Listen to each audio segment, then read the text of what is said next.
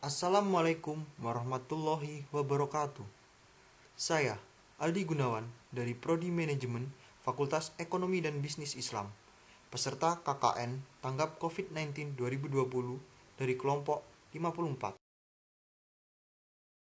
Dalam video ini, saya akan menjelaskan tentang virus corona yang saya himpun dari beberapa sumber materi dan sumber video pendukung. Di video ini terdapat 6 poin materi, yaitu yang pertama tentang pengertian virus corona, yang kedua tentang kategori virus corona, yang ketiga tentang penyebaran virus corona, yang keempat tentang gejala infeksi virus corona, yang kelima tentang pengobatan, yang terakhir yang keenam adalah tentang pencegahan. Pandemi virus corona membuat dampak besar.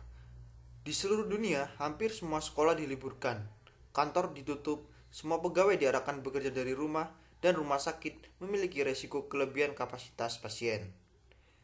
Virus corona ini adalah keluarga besar dari virus yang menyebabkan flu biasa hingga penyakit yang seperti MERS atau SARS yang merupakan flu berat.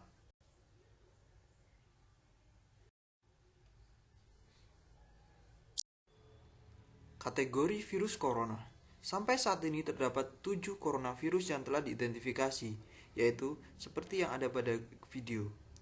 Di sini kita akan membahas tentang SARS-CoV dan MERS-CoV. Sedangkan SARS-CoV-2 atau COVID-19 akan dibahas pada video yang lebih lanjut di video selanjutnya. SARS dan COVID-19 seperti pada gambar berasal dari Cina, sedangkan untuk MERS berasal dari wilayah Timur Tengah.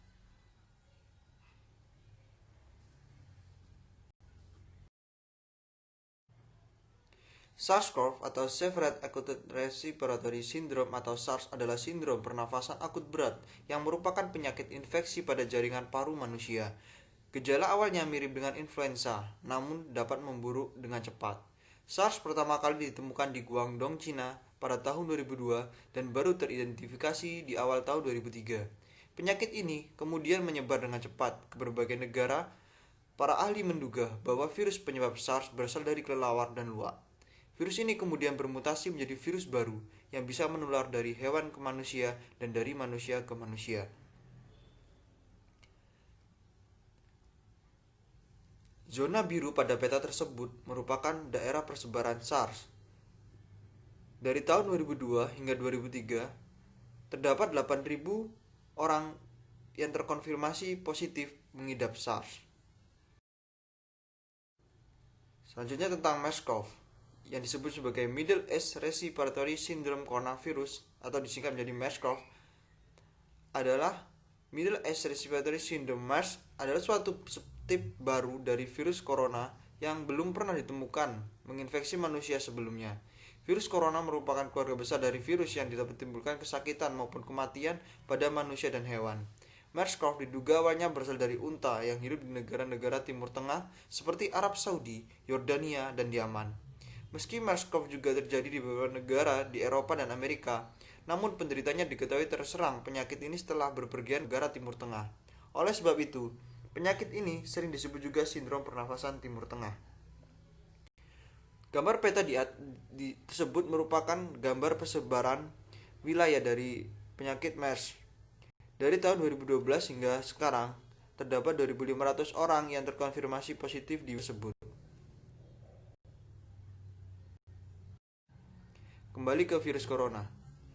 Virus corona merupakan suatu ikatan virus yang menyebabkan penyakit pada mamalia dan burung, serta hewan yang lain seperti babi, unta, ayam, sapi, kucing, dan tentunya juga bisa manusia. Virus corona tersebut pada asalnya berasal dari kelelawar. Hal ini karena kelelawar dapat terbang hidup dalam koloni yang padat dan memiliki sistem kekebalan tubuh yang kuat. Sistem kekebalan kelelawar dapat mendorong sistem kekebalan replikasi virus lebih cepat. Jadi, ketika virus yang terdapat di kelelawar tersebut menular ke hewan-hewan lain atau ke manusia yang memiliki imun lebih lemah, virus tersebut dapat dengan mudah menyebabkan penyakit parah atau bahkan kematian. Coronavirus atau SARS-CoV-2 yang muncul pada tahun 2019 akhir diduga berasal dari kelelawar yang masuk kepada terenggiling kemudian menyerang manusia. Sedangkan MERS-CoV yang muncul pada tahun 2012 diindikasi dari kelelawar kemudian ke unta kemudian menyerang manusia. Sedangkan pada tahun 2002 yaitu SARS-CoV dari kelelawar masuk ke luwak dan menyerang manusia. Sampai saat ini masih banyak misteri asal-usul dari virus ini. Virus ini sangat kecil sehingga dengan mikroskop normal pun kita tidak bisa melihatnya. Hal ini menjadikan mereka sebagai ancaman yang tidak terlihat. Dan kemanapun mereka yang dapat bermutasi dengan cepat, menjadi suatu hambatan dalam pembuatan vaksin. Infeksi virus corona disebabkan oleh virus corona itu sendiri. Kebanyakan virus corona menyebar seperti virus lain pada umumnya, seperti melalui percikan air liur pengidap, dari batuk atau bersin, menyentuh tangan atau wajah orang yang terinfeksi, kemudian menyentuh mata kita, hidung kita, atau mulut setelah memegang bara yang terkena percikan air liur dari pengidap virus corona tersebut.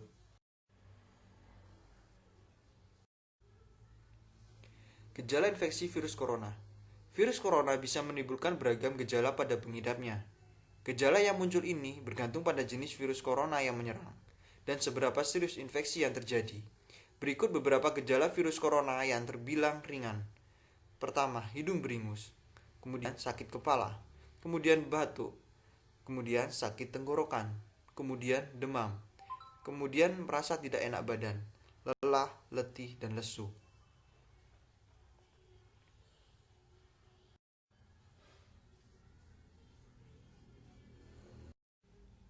Pengobatan virus corona.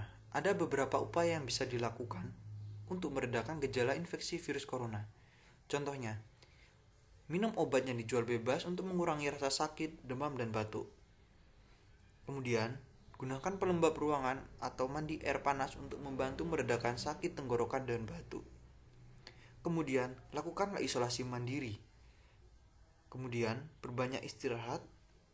Kemudian, perbanyak asupan cairan tubuh. Kemudian, jika merasa khawatir dengan gejala yang dialami, segera hubungi penyedia layanan kesehatan terdekat. Pencegahan virus corona. Sampai saat ini, belum ada vaksin untuk mencegah infeksi virus corona. Namun, setidaknya ada beberapa cara yang bisa dilakukan untuk mengurangi resiko terjangkit virus ini. Berikut upaya yang bisa dilakukan. Pertama, sering-sering mencuci tangan dengan sabun dan air selama 20 detik hingga bersih. Kemudian, hindari menyentuh wajah, hidung, atau mulut saat tangan dalam keadaan kotor atau belum dicuci. Kemudian, hindari kontak langsung atau berdekatan dengan orang yang sakit. Kemudian, hindari menyentuh hewan atau unggas liar. Kemudian, membersihkan dan mensterilkan permukaan benda yang sering digunakan.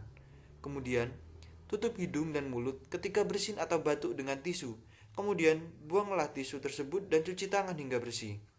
Kemudian, jangan keluar rumah dalam keadaan sakit. Kemudian, kenakan masker dan segera berobat ke fasilitas kesehatan ketika mengalami gejala penyakit saluran pernafasan. Selain itu, kamu juga bisa perkuat sistem kekebalan tubuh dengan konsumsi vitamin dan suplemen sebagai bentuk pencegahan dari virus. Video tentang pembahasan virus corona telah selesai. Untuk pembahasan secara khusus tentang virus COVID-19 akan dijelaskan di video selanjutnya.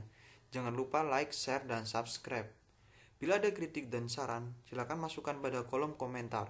Terima kasih telah menonton, semoga ilmunya bermanfaat. Wassalamualaikum warahmatullahi wabarakatuh.